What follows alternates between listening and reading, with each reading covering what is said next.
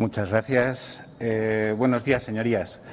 Traemos hoy a debate una proposición no de ley que hace un año tan solo, sería algo raro, pero que hoy, inmersos en una pandemia mundial que nos ha tocado vivir, se hace más que necesaria. Señorías, si hay algo que ha puesto de manifiesto esta pandemia es el valor de los empleos que normalmente están invisibilizados, los llamados empleos ocultos. Hablamos de cajeras de supermercado, de los servicios de seguridad, del reparto a domicilio y un largo etcétera, y entre ellos el que hoy nos ocupa, los servicios de limpieza y muy especialmente de limpieza hospitalaria. Estamos hablando de más de 2.000 trabajadoras que prestan su servicio en los hospitales y centros de salud de nuestra comunidad. Y digo trabajadoras porque, como todos los empleos precarios, el 90% de estas plantillas está compuesta por mujeres, siendo los hombres tan solo un 10% y normalmente ocupándose estos del trabajo como retirada de residuos o los puestos de cristaleros y especialistas. Estamos acostumbrados a que a estas mujeres nunca se les llame por su nombre en los hospitales. Es habitual escuchar por los pasillos de los centros de salud y de los hospitales cómo despectivamente se las llama las de la limpieza, a pesar de que si hay algo que yo creo que todos tenemos claro es que la base de la salud es la limpieza. Estas mujeres no eligieron trabajar en este sector por vocación, sino que lo hicieron por necesidad. Nadie cuando es niño o niña dice que quiere ser limpiador o limpiadora. Al contrario de lo que sucede con profesiones como medicina o como enfermería, que casi siempre son citadas por los niños y niñas como profesiones a las que de mayores quieren pertenecer. Y a pesar de ello, a pesar de no ser el trabajo de sus vidas, ellas siempre lo hacen profesionalmente y de una manera impecable. Miren, las plantillas de limpieza son una amalgama de mujeres fuertes. En ellas conviven mujeres que sacan adelante a sus familias, mujeres separadas, mujeres migrantes. Aquí les aseguro que no hay lugar para la xenofobia. Mujeres que son cabeza de familia de hogares monoparentales que luchan por ganar un salario digno para ellas y para sus hijos. En definitiva, grandes mujeres. Y sin lugar a dudas, en una sociedad más justa, el trabajo de estas personas estaría ampliamente reconocido y valorado. Sin embargo, esto no es así. Ellas siempre han sido las invisibles, las que pasean el carro por las consultas con la cabeza agachada, las que limpian los quirófanos, las UCIs o las habitaciones, y siempre intentando molestar lo menos posible, haciendo su trabajo profesionalmente a pesar de su bajo salario y de en muchas ocasiones tener que realizarlo en unas condiciones precarias. Debido a su trabajo, son habituales en estas mujeres las alergias, las hipersensibilizaciones, las intoxicaciones por el contacto repetido con los productos de limpieza, por no hablar de las lesiones posturales y los movimientos repetitivos. El cuerpo de estas mujeres y también de los hombres con los años se va llenando de cicatrices de las muchas operaciones a las que tienen que ser sometidas debido a su trabajo. Operaciones de muñeca, de manos, lesiones como el síndrome del túnel carpiano, lesiones por repetición de movimientos del hombro, hernias discales y cervicales y un largo etcétera. Y a pesar de todo esto, ellas finalizan su jornada, se toman sus calmantes cuando llegan a casa y al día siguiente vuelven como jabatas a realizar su trabajo como si esos dolores no existieran.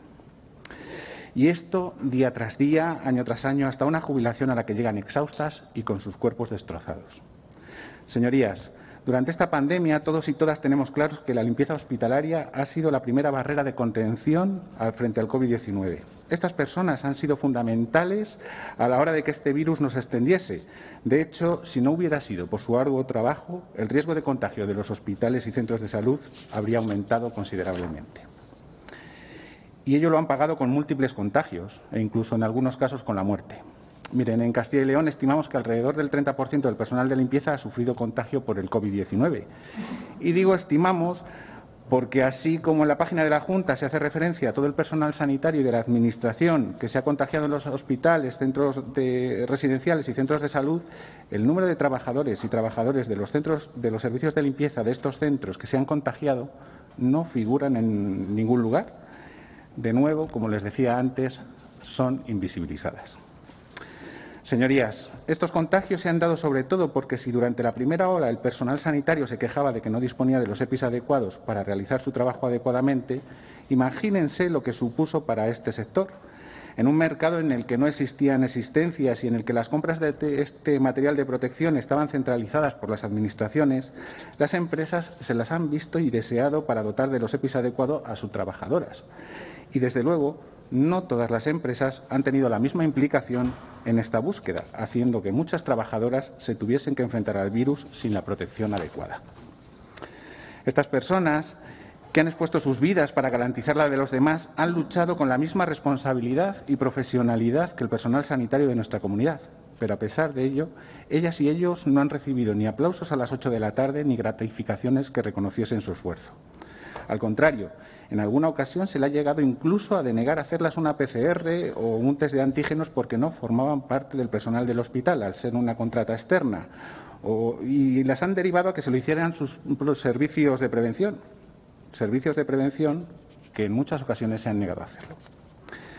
Miren, no les digo nada nuevo si les digo que este virus nos ha desbordado a todos y a todas los que hemos estado trabajando en estos centros. Al comienzo de la crisis todos hemos sufrido estrés, miedo y desconocimiento a algo que desconocíamos por completo. Es cierto que habíamos vivido otras situaciones más o menos graves como la gripe A o el ébola y que nos había preparado para saber cómo ponernos y quitarnos un EPI o de qué manera teníamos que desinfectar determinadas zonas. Pero nada ha sido comparable a lo que hemos sufrido durante estos meses.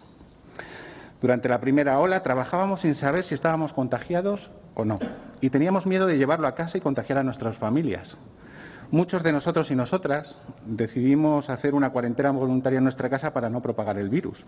Señorías, hemos pasado meses sin poder abrazar a nuestros hijos e hijas, a nuestros padres y madres o a nuestras parejas, y a pesar de ello, acudíamos todos los días a nuestro puesto de trabajo a poner nuestro grano de arena en la lucha contra esta lacra que nos ha tocado vivir.